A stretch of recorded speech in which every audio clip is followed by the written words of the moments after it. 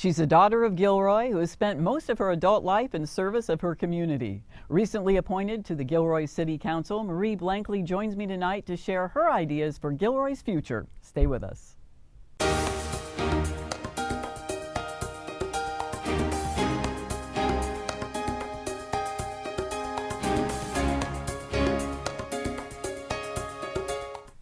Welcome back.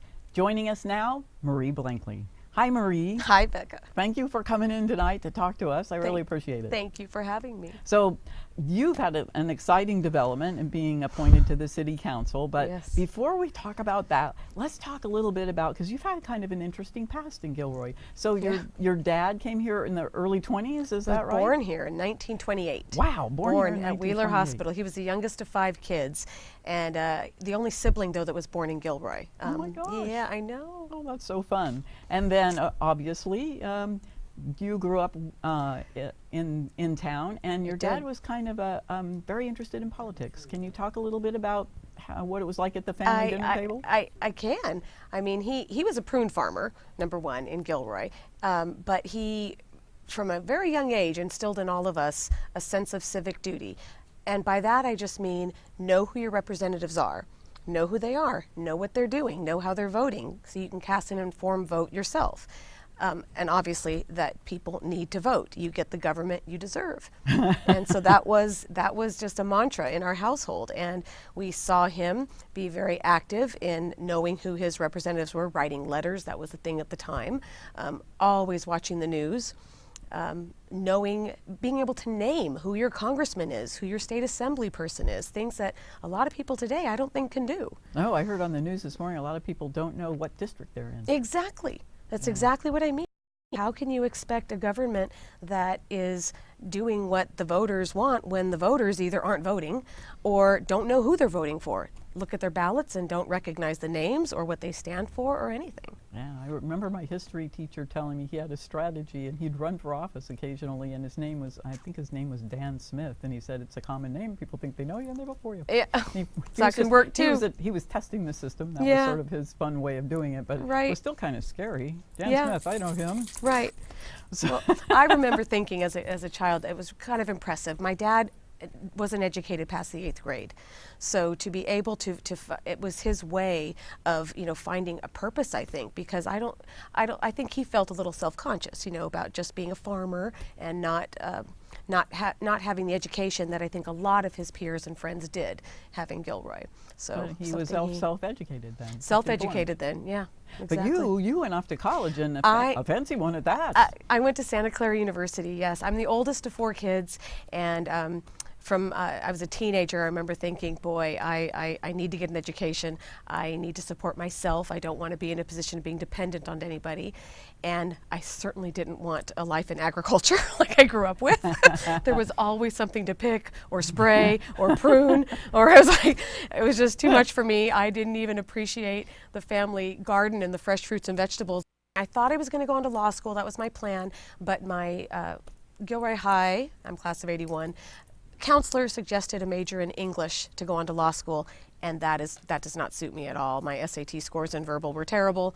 So Jack Kazanjian, who's an old-time Gilroy CPA, deceased now, suggested accounting, and the rest is history. I went with that, and I could do it, and I liked it, and I had 4 job offers while I was an early senior in college, so never even bothered applying to law school.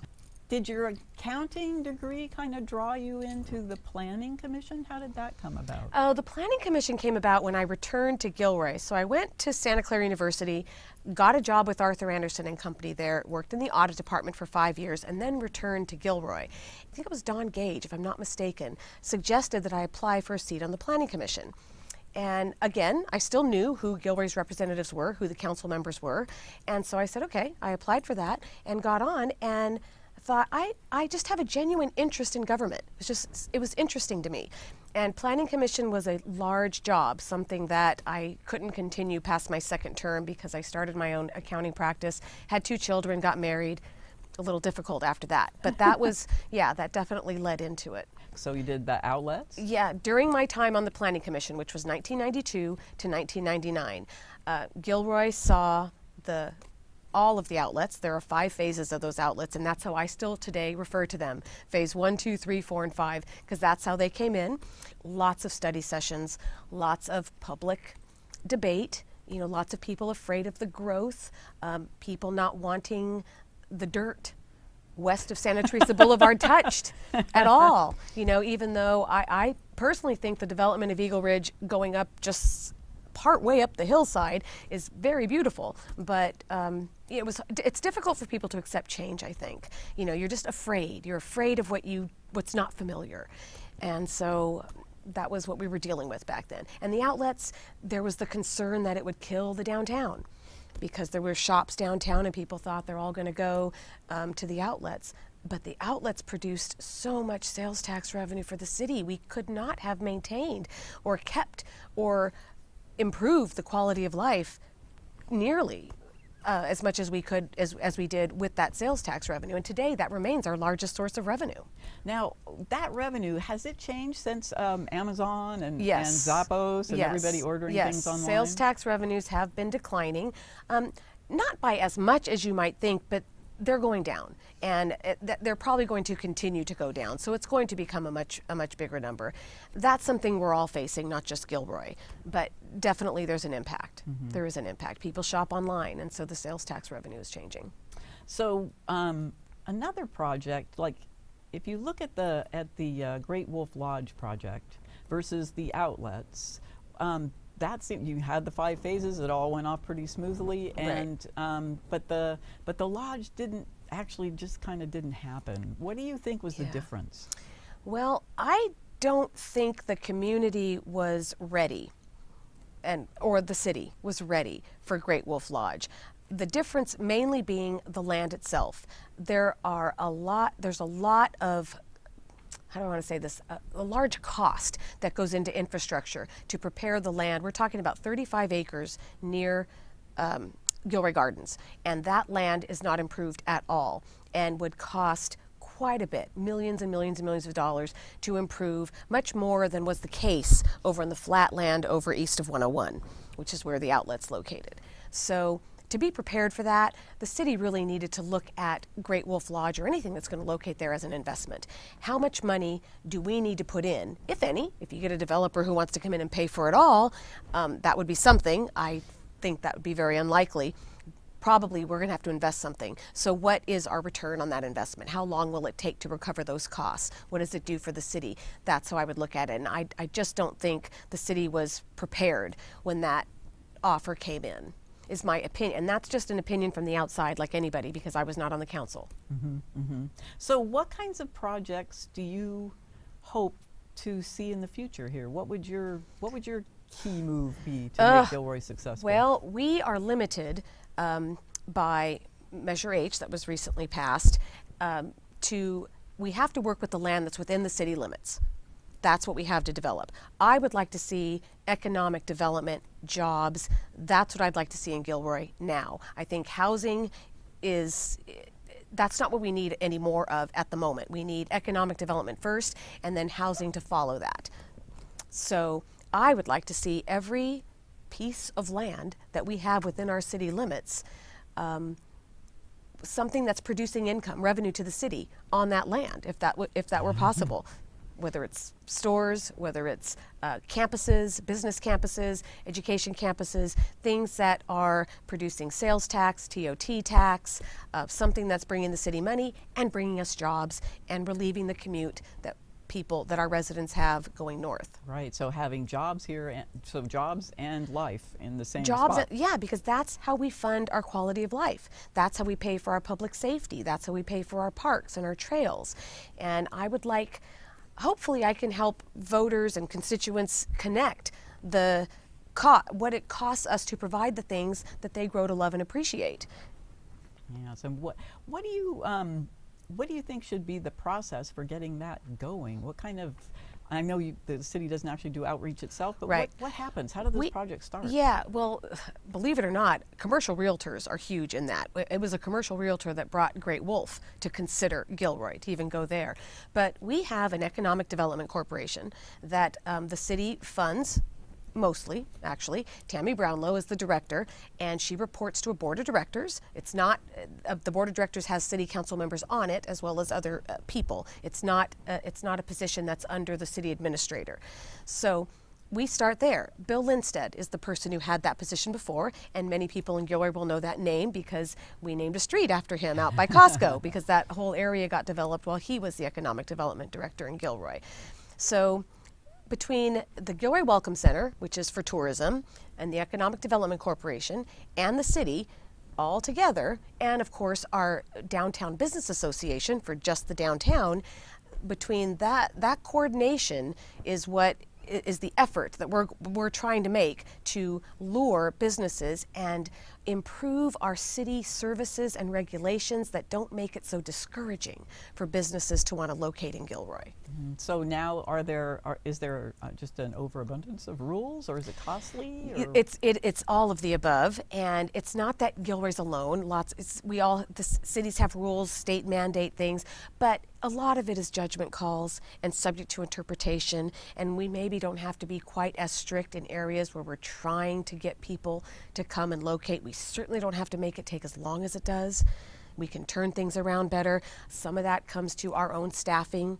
We're maybe short-staffed. We have had a lot of turnover in the last couple of years within our city employee status, so a lot of factors go into it, but there are improvements we can make, and the council just had a strategic planning session that I'm happy to say all the council members were unanimous on how we want to prioritize what we want to attack, and the number one thing is economic development, and to do that we've got to get regulations out of the way. We have to pave that way. We need to cooperate with all of our groups, and when somebody comes and says they want to locate, we need to do everything we can to make it happen. Now, how are we set up for infrastructure to support all of this new growth? What do you think? Infrastructure in the way of roads, you mean? Water and yeah, roads well, and power. Right. We're okay so far. We're working on certain improvements right now as we speak. Roads are a tougher one. Roads and bridges and interchanges, especially out by 10th Street. We've gotten behind. The city is behind in upkeep with some things, and I don't think the funding is there that's going to ever really catch up. So it's really important that we have representation, that we fight for the dollars that the county and the state is supposed to be giving us for those things, because that's where it comes from. We get percentages of taxes and things at the county and state level, and you have to be a representative who is that squeaky wheel, in those organizations that says, we're down here, these are our needs, you're responsible, county, for these roads. 152, the interchange at the freeway, those aren't city responsibilities, they are county and state. And fighting for that is something we have to go out and do. Is that something that the city council members do? They lobby for the state? Exactly. Yeah. I mean, some of it is through our county supervisor too, because we are supervisorial District 1. So there is that. That's our representative, right, at the county level. But yes, certain city council members, we have representatives on the VTA, for example, for the train and the buses and things that come down here. And the same goes with the tax money that goes to improve our traffic and infrastructure funds. So how do you think that your years of accounting and budgeting will inform what you do on the council? Well, I'm hoping to bring something to the council that does not currently exist. And what is that? Yeah, and that I'm a CPA and that I can look at things maybe and read the numbers. I'm not going to be the person who does the engineering stuff. I'm not going to look at reports and things with Public Works and be able to understand those nearly as well as somebody else might. But certainly when it comes to dollars and cents, and when we're talking about raising money and this financial cliff that we're approaching, how are we going to deal with that, and how do we as a city compare to, say, Morgan Hill? Because Gilroy we get dumped on all the time and criticized for things that somehow Morgan Hill keeps coming out smelling like a rose. And I don't understand how that is, the complaints with the downtowns, or just how they can fund their public safety better than we can. We have worse and more serious homeless problems than they do. I don't know where it's coming from. So one of my first tasks after tax season is over is to actually compare Morgan Hill's financial statements, their budget, and Gilroy's, and look at every line item of revenue and expenses and differentiate what is it they have. And it could be things like, at least for a while, Morgan Hill hired out, they subbed out their fire service. They didn't have their own fire service in-house. Gilroy does. How much money that makes in the budget is what I want to find out.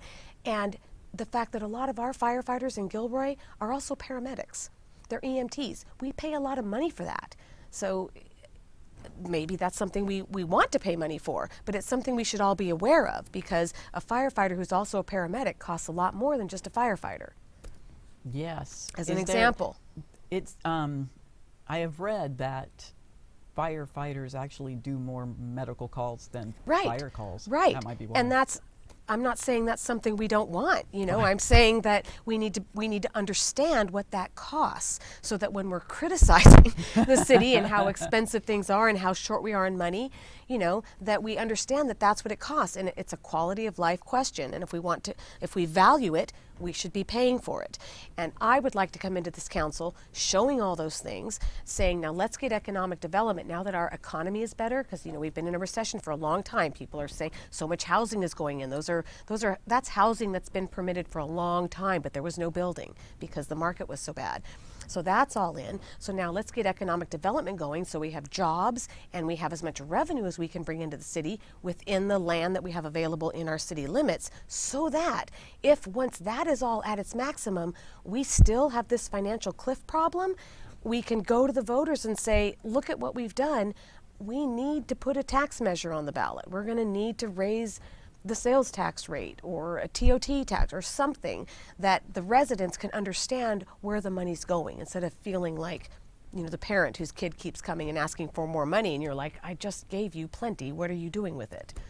Well, let's talk a little bit about that financial cliff. Sure. Can you describe what you see as an accountant happening with the dollars in Gilroy? Yeah, anybody can actually see it. It's all available to the public. But our revenues, if you looked at by year, you can see that we're fine until about 2021, and then we start because our expenses are rising much faster than our revenue can keep up. That's what's happening. And it does have to do with retirement plans. That is the biggie out there. But that, again, is something that the city does not control. There are little things we can do to tweak, but we don't control what that is. And that's all public, all government employees. That is not just a particular sector, all public employees. So when you look at that graph and you see it where those lines are going to cross, we can't get there. We can't ever let ourselves actually get there. All cities are facing that same thing. So hopefully there'll be state reform and things happening that will save us all from facing that potential bankruptcy, which is what would happen. But I know it's a big name, and I'm not saying some cities have filed bankruptcy. We know that. Yeah. I'm hoping that's not. I mean, we're all going to see that coming way before it happens. I'm not suggesting we're going to file bankruptcy. I'm just saying that's when other cities have to start seeing that on the horizon for change to really happen. That's what I'm trying to say. Yeah, it's good to look now. Yes, Yeah. until a lot of us see that on the horizon. Everybody's going to think that everything's fine, and the bucket keeps getting kicked down the road, down the road, down the road, and that down the road is just narrowing and narrowing and narrowing and getting more serious. What do you think is the most important piece of that to go after first? Is it the tax increase? I would like to see it first with our revenue base. I think the economy is doing so well that if we can get out of the way of developers and businesses that would like to come and locate in Gilroy, that we can make a serious dent in the revenue side of the equation, and then stop and see where does that leave us now. What do we have to do from there? What is the margin that we have to make up? Ah, okay, I see. And then, are there plans for any of those things at this moment? Is there anything coming that we could look forward to, or does it all have to be developed from the ground up now? The jobs are what I'd like to really see come, and I'd like to see us get something big. Something like Great Wolf would have made me happy, because it's a significant amount of money, and it's transit occupancy tax as opposed to sales tax, which doesn't cost the city anything. So we just make money off of that. But to get to actually be able to get a business like, say, Apple, for example, wanted to come and locate a campus down here, we don't have enough land within our city limits to accommodate what they would want with those kinds of jobs. That doesn't mean we can't do it, though. If we really got that offer, we would have to try to annex the land that we need to be able to locate them here. And to annex means we have to jump through the hoops that Measure H has created. We still would have to jump through the loops of LAFCO. That's an agency that's already existed, and they're the ones that make sure that what you're trying to do is what you need to do, because you're supposed to do infill first. But we don't have space large enough for something really great like that, something that could really bring a lot of jobs and, you know, make us a hub of something like what Google's doing in San Jose, right? Making their own hub there and providing transportation for all their employees so nobody needs a car and things of that nature. I just think are really neat, but that's something that people in Gilroy maybe, or a lot of people in Gilroy can't get their, you know, thoughts around, because they don't think of Gilroy really as part of Silicon Valley, which I do. It is. This is the direction it's coming, but yeah, it's part of Santa Clara County, you know, and this is where, this is the only place companies can grow. There's nowhere to grow up north. So that's the big advantage, but like I said, lots of hoops to go through we'd have to annex land for anything of that large scale. Do you think that if the high-speed rail project is completed, that would help bring people here from Silicon Valley? Like maybe there'd be an easier commute and businesses might set up here? When I first heard about high-speed rail coming through Gilroy, that's exactly what I thought. I thought, great, that'd be wonderful. And coming to downtown, I thought it meant stopping in downtown so people could come to Gilroy, come and go. But that's not actually the case. It might stop once a day, maybe twice, and the rest of the time it's coming through, it's just zooming through, which is not attractive at all. So again, that is something not within our control. The High-Speed Rail Authority, they have their own, you know, they're kind of telling us what's going to be, what's not going to be. So under the circumstances, I'm hopeful it doesn't go through downtown, but for the times that it stops, absolutely. You know, absolutely. But when it's just traveling through, people won't even see Gilroy. It's so fast that, yeah. But for the stopping, yes. Yeah. So, yeah, that's too bad. I know. That's too bad. It's kind of like the train now comes twice a day. And, right. And that's something else we're working on with regional representation at Valley Transit Authority, right? VTA, is getting the public transportation to connect better, because people who take the train today, it's very unless the train stops where they need to go, it's very cumbersome to have to connect to light rail and then connect to buses. You know, we don't have the routes, and it's because the ridership hasn't been there, but the ridership will come when the convenience, you know what I mean? It's the, Yeah. So I've been to the Envisioning Gilroy, Downtown Gilroy meetings, and it seems like there are a couple of visions for Downtown Gilroy. How would you see it? I would love to see Gilroy, Downtown Gilroy. I'd love to see it, let's see, as someone once put it to me, as an experience. Not a place where you just, you know, go through, but as to feel an experience there. It would be nice. I don't know that we have the population that can support that yet. You know, I would like to think that we do. Maybe we do. The breweries seem to be a big hit.